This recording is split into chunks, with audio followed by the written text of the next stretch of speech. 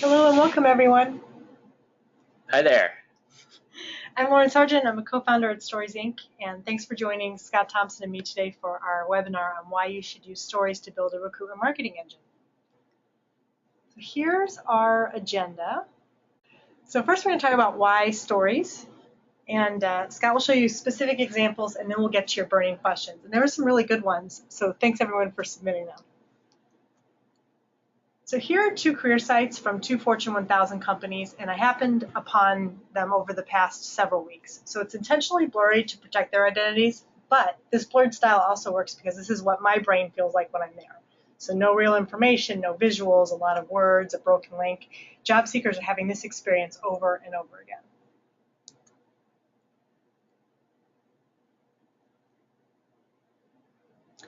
And our brains learn to ignore certain overused words and phrases, usually old sayings like we're like family, we work hard, play hard, and culture is more than a ping pong table.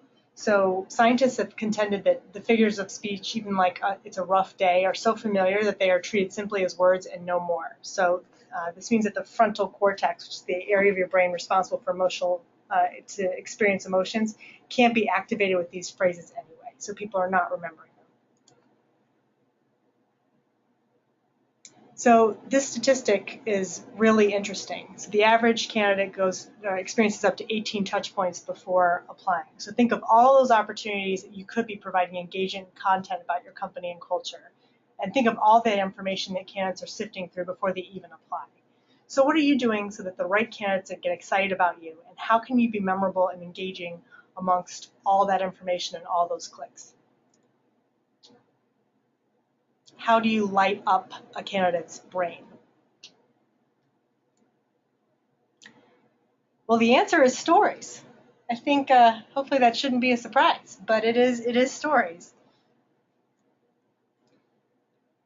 So to talk a little bit about the science behind this, our brains really do light up when we hear a story. And so not only are the languaging process parts of our brains activated, but any other area of our brain that we would use when experiencing the events of the stories is also activated. So an example of that would be if someone tells me how, mentions eating Sour Patch Kids, I get a pang in the back of my mouth as if I'm eating something sour. So if someone talks about chocolate chip cookies, perhaps you smell them or perhaps your mouth waters. And if it's a story about motion, our motor cortex also gets active. And this idea of synchronizing is also very interesting and as a brain concept. So as a study done by Princeton, when someone told an emotional story, she had activity in the emotional brain region, which is called the insula, but the listeners also did of the story. So when the storyteller's frontal cortex lit up, so did the people who were listening to the story. So by simply telling a story, this woman could plant ideas, thoughts, and emotions into the listener's brain. So think about how powerful that is.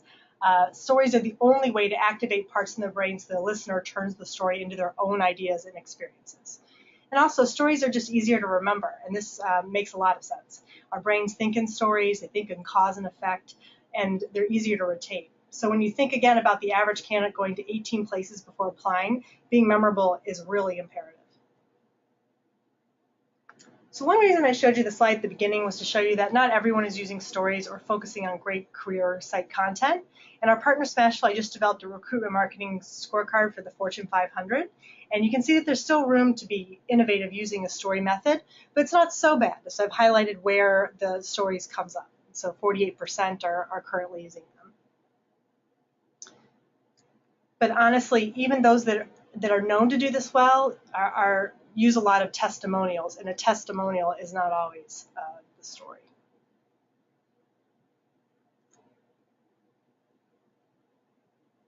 So a lot of times you will see, I love working here because we're family.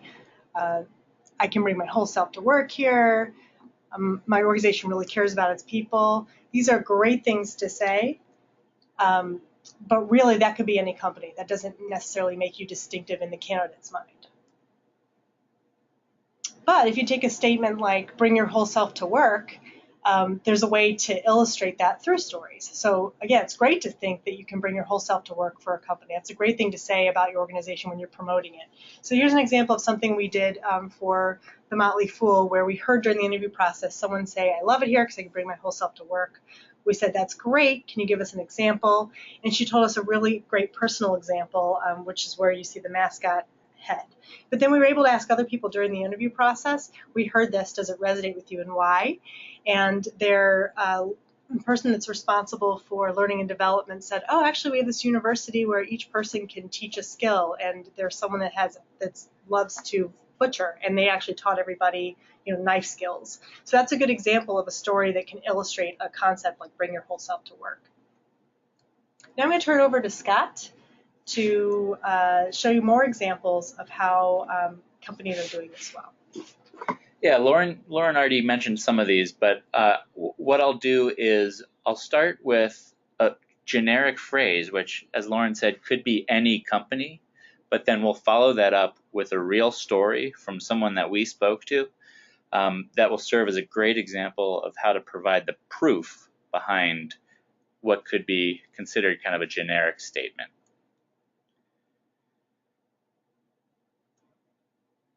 So the first one, we're like a family here. We've heard a lot of companies say it, so there's a real need to provide a story that will serve as the proof that you're like a family. And here's an example. This is a woman named Ray. She works at a company called Casasa based in Austin, Texas. And she had moved to Austin for this job at Casasa, and she really didn't know anyone there in this new town where she was living. She didn't have any friends and family there. And then unfortunately, within about a month of being there, she had to undergo pretty serious surgery. And it was really scary for her because she didn't know anyone to kind of help her through that surgery. And then when she went into surgery, she got when she woke up, her manager was sitting at her bedside. And then after dozing off again, she woke up later and her coworker was sitting at her bedside. And so what a great example, a really powerful example of how they really are like a family at Casasa, and not just saying that. Ray here provided the real proof and evidence that they are like a family. So here's another one. The work we do is really meaningful. And we're glad to hear it when people describe their organization as being this way. But again, we're looking for proof. We're looking for evidence that that's true. So here's an example of what a story could look like to prove that an organization provides meaningful work for its people. This here is Jamie. He is a manager in the food services department at a hospital, and he works for Sodexo. So Sodexo provides food services at this particular hospital. And there was a very sick cancer patient in his unit who made a request to have a last meal with her husband on their wedding anniversary. So Jamie and his team arranged the hospital dining room and decorated it with linens, flowers, and candles. And then the couple came down and had dinner together, and it did turn out to be their last meal together because the patient passed away the next day. And what a really powerful example of being able to provide meaningful work on the job. A company might say, our company hires and supports veterans. Well, a lot of companies do say that, and we want to see some great examples of that. So this is Molly. She was a flight test engineer in the United States Air Force and suffered a traumatic brain injury while serving in Afghanistan. Upon returning to the States, she struggled to make ends meet, so she had to rent out her house and lived out of her car with her service dog. About 9 months later, a recruiter from Dell reached out and said that they wanted her to come in for an interview. She got the job and since has been really flourishing at the company, applying the skills she learned in the military to her current job.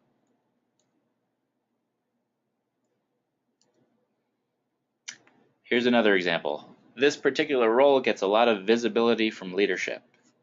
So let's look at an example of a story that provides a nice illustration of that. This is Mike, and he works at CVS Health on a team that prides itself on the impact they provide and the visibility they have with the company's leadership. Mike writes stand-up comedy and sketch comedy, and he's actually even trained with the Second City in Chicago. He regularly has to present financial performance metrics to senior leadership. And sometimes those numbers can be either good or they can be bad for a particular meeting. So he likes to inject his humor that he's learned through writing sketch comedy and stand-up comedy into his presentations to leadership to kind of lighten the meeting, lighten the conversation.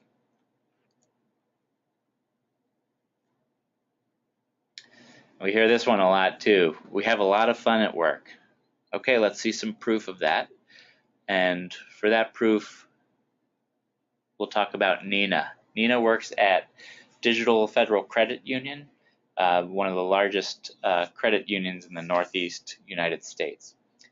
And one year, as Halloween was approaching, she was talking to her colleagues about how she had always wanted to be Cruella de Vil for Halloween, and that she had always wanted her kids to be Dalmatians.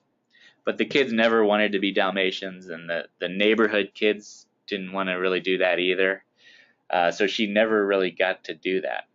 Well, her teammates, without her knowing, organized 101 colleagues to dress up as Dalmatians, but they told her she should dress up as Cruella de Vil anyway. So she did, and then sure enough, she showed up to work, and there were 101 Dalmatians to complement her costume on Halloween.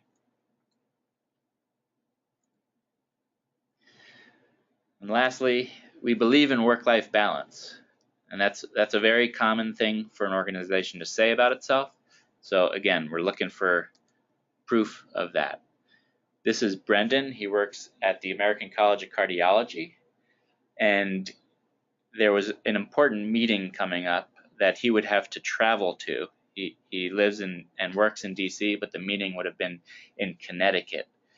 And he actually had to tell his colleagues in Connecticut that he would not be able to attend the meeting. And the reason was that if he was going to the meeting, he would have to miss his daughter's father-daughter dance at her school. And he told his colleagues that. He told them the truth, and they were completely supportive of him missing the meeting to be able to attend the father-daughter dance at school.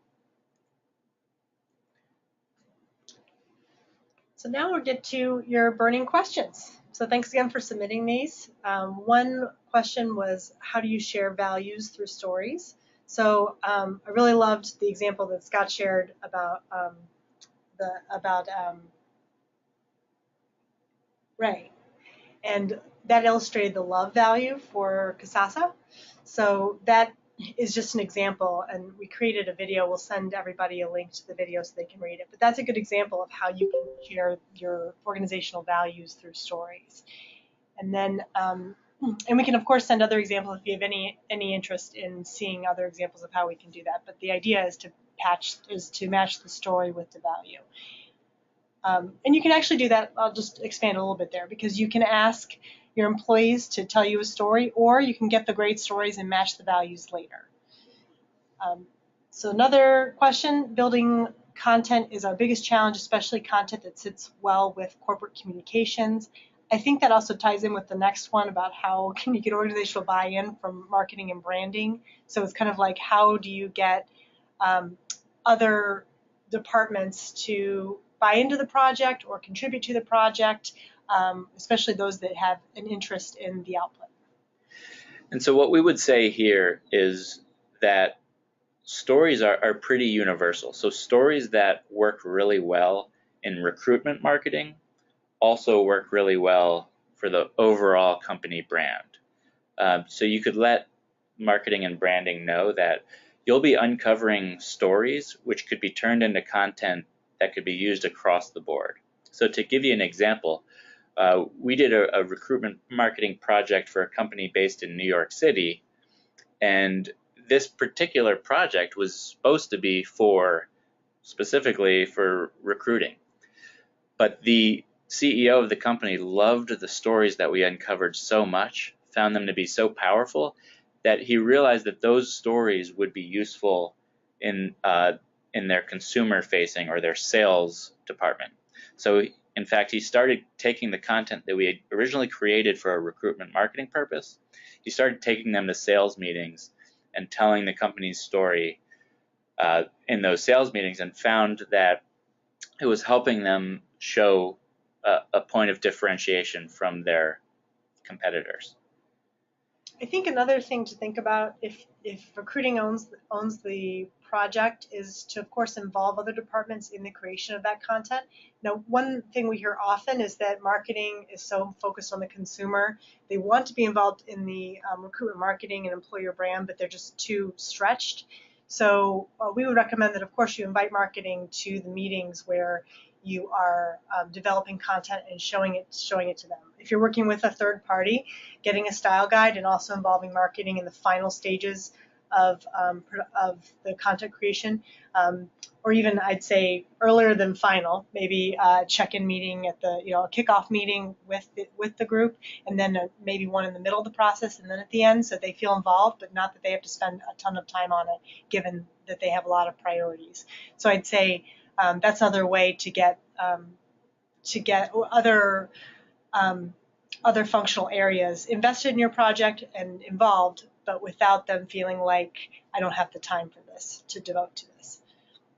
So another one of your burning questions was, what are the main things to consider when planning the videos? People, titles, questions, etc. So I'd say one thing that's pretty important to consider is your storytellers and their comfort in front of the camera, and just their comfort in telling a story. So you want to make sure that they're as comfortable as possible. You can show them, if you're using really great equipment, you can show them what they look like if they're concerned about that. And also just making sure they know that you're after specific examples. And it sounds easy, it's harder than it sounds. Just continually asking every time you hear something that could be generic, what's the story, what's an example, and asking that several times where you almost might feel like a broken record. But it's really important for the storyteller to know what you're after. And I think we all want to sound really smart, and we all like to use corporate jargon. I know I do. I fall victim to it as well. But just making sure that when you're getting content and getting stories, to really get the example, which again, it's harder than it sounds. And just generally getting a nice variety of perspectives from your storytellers. So we like to speak with people from all levels of the company, all different titles. Specifically, if you have a particular hiring challenge, you're going to want to talk to people who are exactly the type of person that you want to bring in. So that's just another thing to consider when you're filling out the slate of interviewees. Also to the point about what kinds of questions to ask. So in recruiting, behavioral types of questions. Tell me when this happened. What's your favorite day at work? That's something that we always like to start with, because that really leads people to tell a story. Has this ever happened to you? What did you do? Those types of questions are really great to get actual stories. So the last question is, why should I use stories? And thanks to whoever submitted this for your punctuation, because we don't know if you mean stories generally or if you mean our company. So we'll tell you why you should use both. So hopefully you know why you should use stories after this webinar, because we talked about brain science, we talked about what's being memorable, then we gave you actual examples. And I hope we also made it clear that not a lot of companies are doing this, even though it seems fairly obvious. So you can really be a step above the competition by using this type of methodology. So why you should use stories, the company, I'd say that we are fast, we're self-sufficient, we can create a lot of content after just one interview day. Yeah, and we have this process, this methodology where we do focus on stories. So you can trust that the content that we're uncovering and then ultimately creating is of a really high quality with minimal kind of time commitment on your end. You can be as involved or as uninvolved as you'd like. We have regular meetings, but if you just want to see content halfway through and at the end, that's great too. You can trust that we are developing great content that reflects your brand and tells your story as well. Okay, well, thanks so much for joining us. Thank you very much.